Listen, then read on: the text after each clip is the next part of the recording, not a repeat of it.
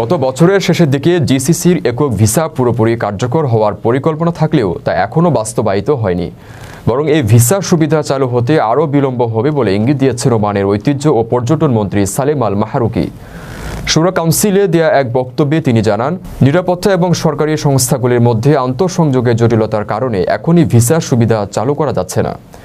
এর আগে শেনজেন ভিসার আদলে ওমান সহ জিসিসির 6 দেশের জন্য একক ভিসা পদ্ধতি চালুর ঘোষণা দেয় গালফ কোঅপারেশন কাউন্সিল। এর আগে শেনজেন ভিসার আদলে ওমান সহ জিসিসির 6 দেশের জন্য একক ভিসা পদ্ধতি চালুর ঘোষণা দেয় গালফ কোঅপারেশন কাউন্সিল। স্থানীয় নাগরিক, প্রবাসী এবং বিদেশি পর্যটকেরা এই ভিসা নেয়ার পরে জিসিসিভুক্ত 6 দেশে নির্বিঘ্নে চলাচল করতে পারবেন। একক ভিসা ব্যবস্থার নাম দেওয়া হচ্ছে জিসিসি গ্র্যান্ড ট্যুরস। ওমান ছাড়াও এর আওতায় রয়েছে সৌদি আরব, সংযুক্ত আরব আমিরাত, বাহরাইন, কুয়েত ও কাতার।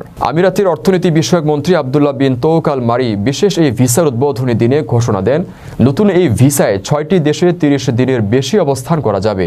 তবে ওমানে থাকা বাংলাদেশিরা এই ভিসার সুবিধা পেলেও নতুন করে যারা ওমানে যেতে আগ্রহী তারা কতটা সুযোগ নিতে পারবেন তা নিশ্চিত নয়।